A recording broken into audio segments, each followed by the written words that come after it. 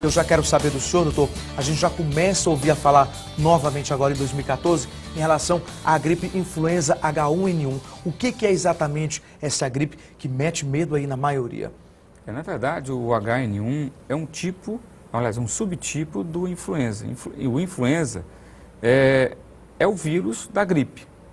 Então, se eu não me recordo, quatro subtipos, o HN1, N1, H2N1, o H3N2, o outro eu não me recordo. Tem esses tipos, então? Tem esses tipos, porque é muito específico.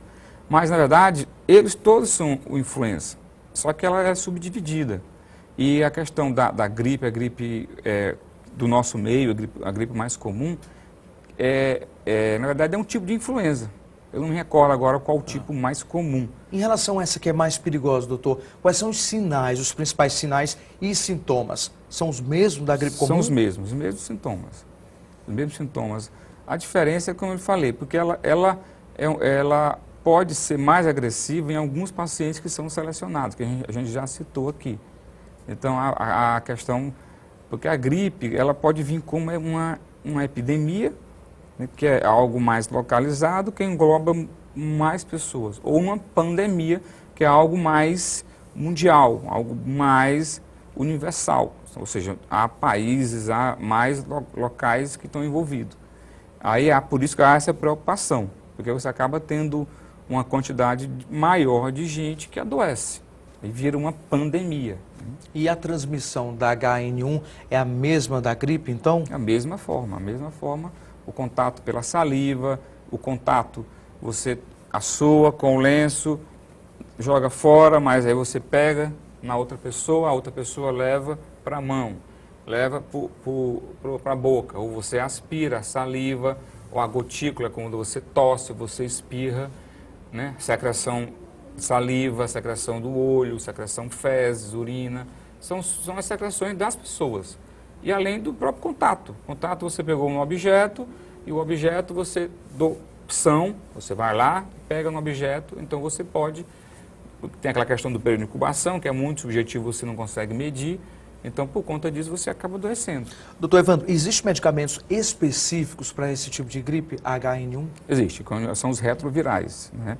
Que hoje tem um Tamiflu, né, que é o nome comercial, que é o mais utilizado para o HN1.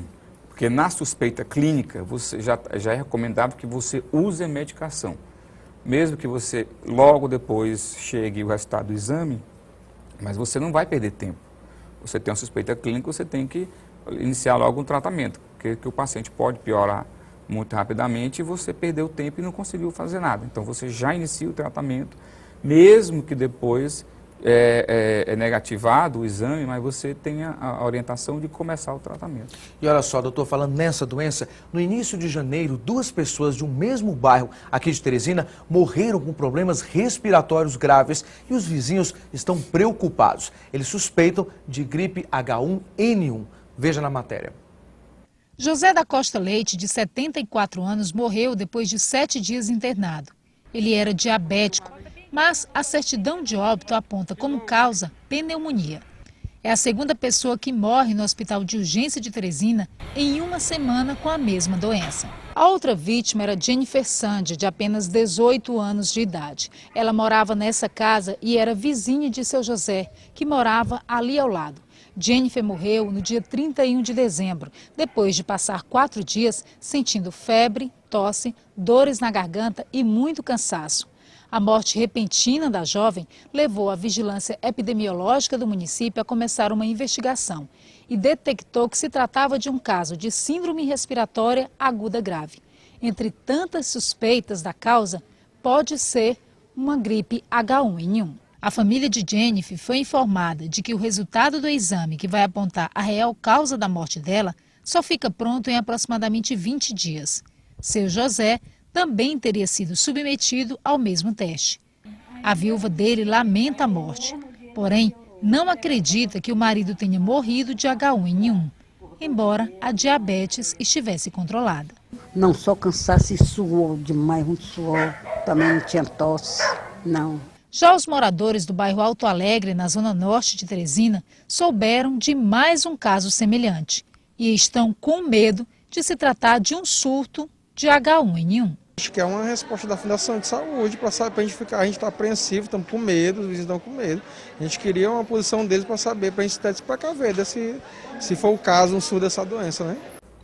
Olha, a Fundação Municipal de Saúde informa que os 2 casos de óbito por complicações respiratórias no município de Teresina estão sob investigação. O material já foi enviado para o laboratório Adolfo Lutz, em São Paulo, para análise. E o resultado sai entre 20 e 30 dias. Em 2013, apenas 22 casos de influenza foram detectados aqui na capital, sendo 12 casos de H3N2 e 8 de H1N1 e 2 de influenza tipo B, nos meses de agosto e setembro, com 4 óbitos. A Fundação Municipal de Saúde aproveita ainda para acalmar a população e afirma que não há motivo para pânico, uma vez que não há risco de epidemia de gripe aqui em Teresina. O que o senhor acha, então, nessa avaliação, doutor? Qual é o recado que o senhor diz, então, para essas pessoas desse bairro que estão muito assustadas?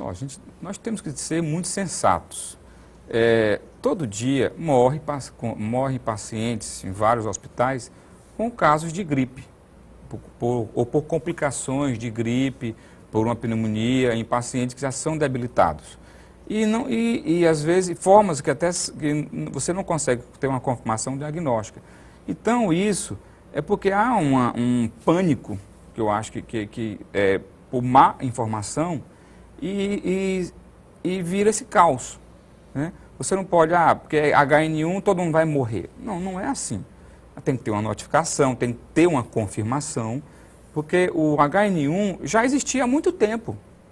Já existia há muito tempo na natureza, no nosso meio. Você adoece todo dia disso, né? Digamos assim, estou um pouco exagerando. Então nem todo mundo morre. Doutor. Exato, não é assim, eu adquiri HN1, eu vou morrer. Não. Comprovou-se, tem tratamento, como outras formas, você pode morrer de outras formas de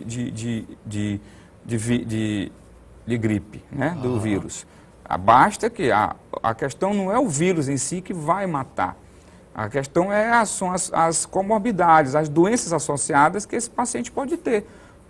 Quem sabe, pode ter sido um idoso, pode ter sido mesmo uma pessoa jovem que, por um período de estar com a sua deficiência, o seu sistema imunológico diminuído, então ele acabou ganhando, né, digamos assim, essa infecção oportunista e, infelizmente, acaba evoluindo para óbito. Mas é uma coisa que acontece no dia a dia. Qual é o momento certo de procurar um médico? O resfriado, né, falando um pouco do resfriado, ele é um pouco mais limitado. Então, ele, por si só, você só com repouso, você melhora. Então, muitas das vezes, você nem procura, você se automedica e resolve o problema. Essa é a diferença da gripe, que a gripe você acaba não melhorando sem fazer nada. Então você acaba procurando o serviço médico por conta disso. Por quê? Porque as dores estão incomodando, você não consegue sair de casa para trabalhar, a febre que não passa mesmo tomando antitérmico, a tosse que não melhora, a falta de ar que aparece, a congestão. Então quando você sente o problema está demorando, geralmente 2 dias, 3 dias, e não há melhora, você tem, isso eu estou falando de uma pessoa normal, onde não tem nenhuma doença associada. Então você procura, quando puder, o serviço médico. Você idoso, você criança, não espere muito, procure o serviço médico para você ter um melhor esclarecimento e já iniciar um tratamento. Doutor Evandro, o senhor falou agora há pouco em resfriado, como é que a gente contrai então um resfriado?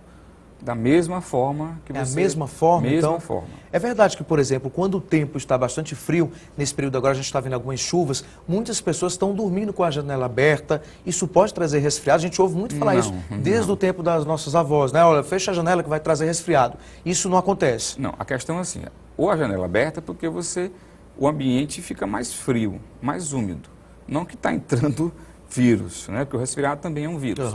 Não que está entrando o vírus e favorecendo você adoecer. Mas, na verdade, é o ambiente que fica mais propício para isso. Não quer dizer que você vai adoecer, porque senão todo mundo estava adoecendo. Então você pode tranquilamente, dia, né? Dormir, né, com chuva, com a janela aberta, isso não é problema. Não é problema. E no caso das pessoas que vivem com as janelas de casa fechadas, muita gente não gosta nem de abrir janela. O que o senhor tem a dizer, então? É importante, então, entrar essa ventilação? Exato, você tem que manter o ambiente bem arejado, né? Aham. Para ter uma circulação boa de ar. Porque ambientes fechados favorece, porque aí já não entra uma outra coisa. Aí já entra o mofo, já entra os ácaros que podem favorecer você desencadear um processo alérgico e a partir daí, como a liberação de processos de mediadores alérgicos, podem favorecer você a ganhar um quadro viral, uma virose oportunista, né, digamos assim. E aí, a partir daí, ela seguir. Então é por isso que é